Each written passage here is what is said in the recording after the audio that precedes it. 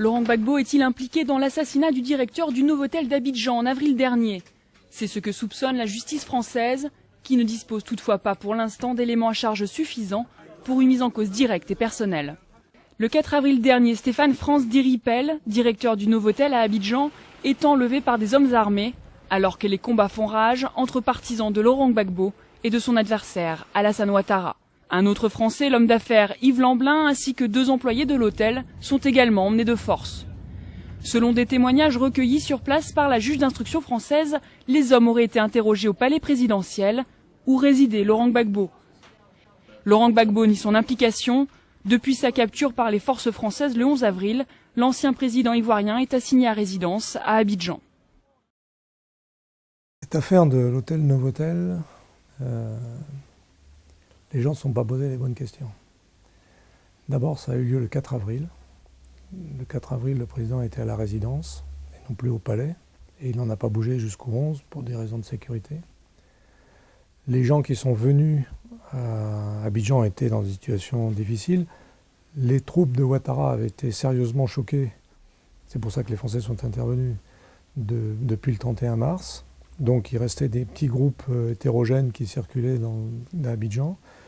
Les images que l'on a de l'hôtel Novotel et la description des intervenants, des assaillants, fait penser plutôt à des groupes informels qu'à la garde républicaine. On a parlé de la garde républicaine.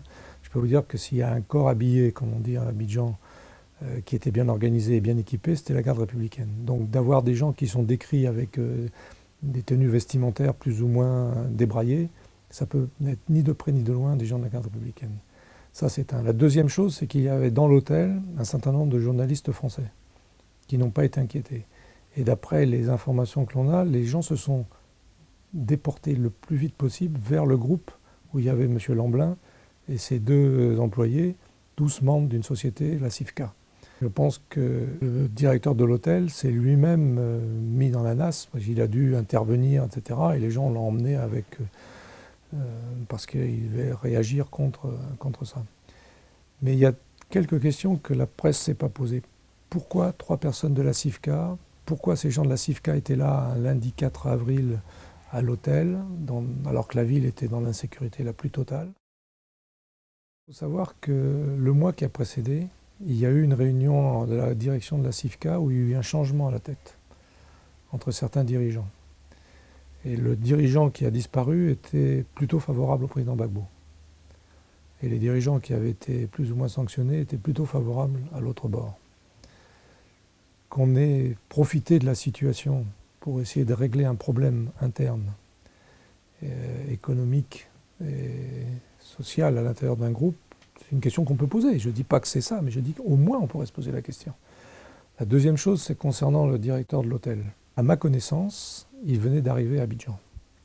Et il venait d'arriver à Abidjan parce qu'il avait été fortement conseillé à la direction d'Accor de le retirer de la direction de l'hôtel à Novotel de Lomé parce qu'il y avait des pressions politiques importantes de la part des dirigeants togolais, vu le comportement peu amène de ce directeur par rapport au personnel local.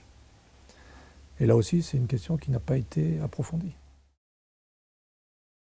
Aujourd'hui, vouloir d'un seul coup jeter sur le président Gbagbo la responsabilité de quelque chose dont, à mon avis, il n'est ni de près ni de loin engagé. D'ailleurs, on va, si ce n'est pas aujourd'hui, ça sera demain ou après-demain, déposer plainte en diffamation contre les personnes ou les organes qui auront propagé ce genre d'informations et demander officiellement à la justice ivoirienne d'aller voir là où il faudrait aller voir.